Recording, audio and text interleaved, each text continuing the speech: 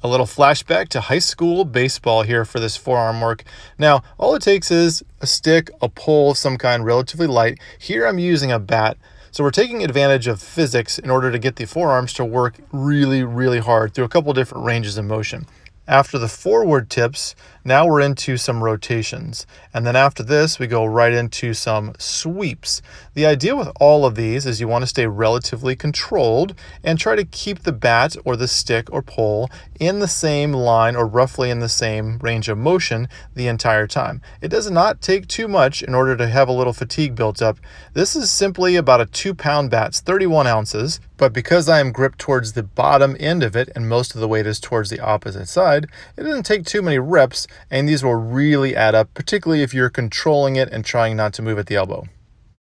Anything around the house is fair game here. The longer it is and the heavier it is, the more it's going to challenge the dynamic, also depending on how the weight is distributed. Shovels work great because you can adjust how you grab them, and they're usually weighted a little bit more towards one end. So as I'm rotating here, I'm also thinking about keeping that elbow relatively still, close to the body, letting most of the work happen through the wrist and hand. So the forearm is going to take most of the load.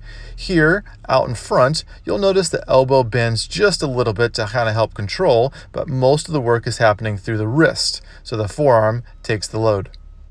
A way to progress relatively simple is to extend the length of the pole or stick and or change the amount of weight or how it's weighted towards the end. So these big brooms for me have been a great way to do that. I'll usually start my first set with something like this where I'm gripped a little bit higher so the physics are in my favor, not as much torque or weight. Now then, second set, I move on to a grip more towards the end, which for me, on some of these movements and range of motion, is a pretty good challenge, particularly if I'm trying to go as far as I can each direction. And what you'll see is it only takes probably 3, 4, 5 reps each way, and that's a pretty good and solid forearm workout. Taking it up a notch, I'm going to use an extended arm out to the side and go through some of the similar ranges of motion.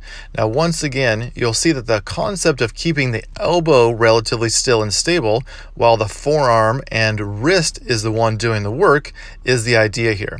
So whether you're doing rotations, in which I'm trying to work as much range of motion as I can each side, or some flexion and extension, so in this case I'm pointing it straight away from me, keeping it in line with the arm, you'll notice that the arm, shoulder, elbow stays relatively still, and that wrist go through as much range as possible.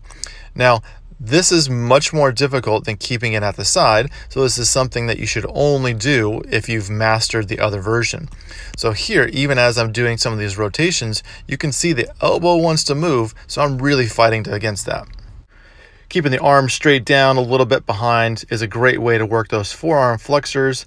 It's a unique range of motion, and in order to get that bat all the way up, you have to really push and flex that forearm hard.